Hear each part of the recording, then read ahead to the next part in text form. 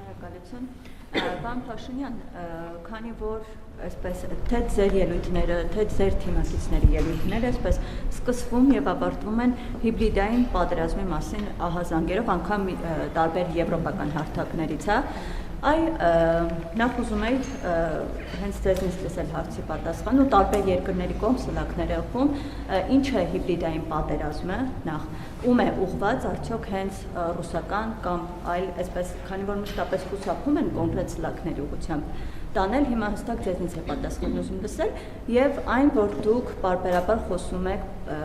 պատերազմի կուսակցությունների մասին, գործակալների մասին, անգամ ուղղված հոգեվորականներին, կամ ասում եք, որ եթե մենք չընտրվենք, կան այլ ուժեր, լինելու է պատերազմ, արդյոք հենց սրանք չեն հիբրիդային պատերազմ ու հասարակությանը խուճապի մատնող, անհանգստացնող հայտարարություններ եւ որպես հավելում, քանի որ դուք Գյումրի, եթե չեմ սխալվում, այցի ժամանակ եք ասում, որ 65% այդպես ակնկալիքներ ունեք, այսինքն այսպիսի վստահություն կա։ Այդ դեպքում ինչու է ԵՄ-ից այսպես արագարձագանքման խումբ գալիս Հայաստան, եթե այսքան վստահ է իշխանությունները հաղթանակի մեջ։ Ինչու են դիմում ԵՄ-ի օգնության, այսպես ասած։ Շնորհակալ եմ հարցի համար։ Հիբրիդային պատերազմը այն է, երբ որ գրվում եւ վճարովի գործիքներով, ներառյալ արհեստական բանականությամբ կիրառմամբ գրվում է, որ ես Դուբայում տուն ունեմ, Ֆրանսիայում տուն ունեմ, չգիտեմ, Լոս Անջելեսում տուն ունեմ, որ իմ ընտանիքի անդամները տարբեր երկրներում բնակարաններ ունեն, բիզնեսներ ունեն, Հայաստանում բիզնեսներ ունեն, բնակարաններ ունեն, միլիոններ ունեն շվեյցարական բանկերում, որ մենք օրգաններ ենք վաճառում, որ մենք անչափահասների, չգիտեմ, տարբեր սեռական շահագործման գործիքներ են կիրառում, այդ ամենը հիբրիդային պատերազմ է։ Այսինքն դա այլ անուն չունի։ Երկրորդը ես ձեզ լսեցի, չէ՞։ Ինչ վերաբերում է 65%-ի, մենք ասում ենք, որ ակնկալում ենք, որ այս ընտրությունների արդյունքում ունենանք սահմանադրական մեծամասնություն, որովհետև սահմանադրական մեծամասնությունն է, որ կերաշխավորի, որ այն պրոցեսները, մասնավորապես տարածաշրջանային խաղաղության համատեքստում, մենք կդարձնենք լիարժեքորեն անշրջելի։ Ինչ վերաբերում է պատերազմի կուսակցությանը, դա հիմա ամեն օրվա հետ ինձ համար դառնում է ավելի ակնհայտ, որովհետև այդ կուսակցությունները եւ այդ շրջանակները ըստ էության ինչ են ասում, առաջին ասում են, որ իրենք դեմ չեն խաղաղությանը եւ երկրորդիվ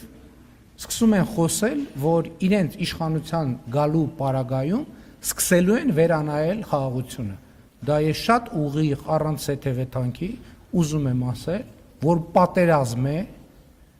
Հայաստանի Հանրապետության ոչ միայն տարածքային, այլև ինքնիշխանության կորստով։ Բոլոր այդ ուժերը այսօր հստակ, իմիջիայլոց ասեմ, նրանցից ոմանք ըստ ամենայնի չեն էլ հասկանում ինչ են ասում, որովհետև այն տեքստերը, որոնք իրենք արտասանում են, առնվազն մի մասը, ինձ համար ակնհայտ է, որ ուրիշ տեղեր են գրված եւ նրանք պարզապես կարդացողի կարգավիճակում են, առավել եւս իրենց ասածը, խոսացածը չհասկացող ուժերը եւ քաղաքական գործիչները իհարկե չպետք է կարողանան ընդհանրապես Հայաստանում որևէ պաշտոնական կարգավիճակի հավակնել։ Ես իմիջիայլոց ասեմ, առաջիկայում ես այդ թեմային վերաբերող առանձին Facebook-յան եթեր եմ պլանավորում եւ ես դրան ավելի մանրամասն կանդրադառնամ։ Իմ ասելուց հետո ավելի է ահագնացել, որովհետեւ այդ բոլոր ուժերը ըստ էության հանդես են գալիս խաղաղության ռևիզիայի դիրքերից, ինչը այդ փաստի բերումով նշանակում է անխուսափելի պատերազմ, անխուսափելի։ Ընդ որում ընտրություններից շատ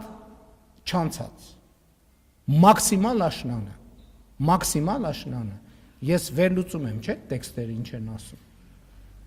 Այդ բոլոր ուժերը, եթե անհրաժեշտ է անուններն էլ կտան, հստակ մի մասը ենթադրում եմ չի էլ հասկանում ինչ ասում, բայց իրենք պատրաստում են նոր սեպտեմբերյան պատերազմ ծանր հետևանքներով։ Եմնի հետ կապված ինչ։ Մենք համագործակցում ենք բոլոր այն գործընկերների հետ, ովքեր ունեն գործիքներ հիբրիդային պատերազմի եւ մասնավորապես ապատեղեկատվության դեմ պայքարի։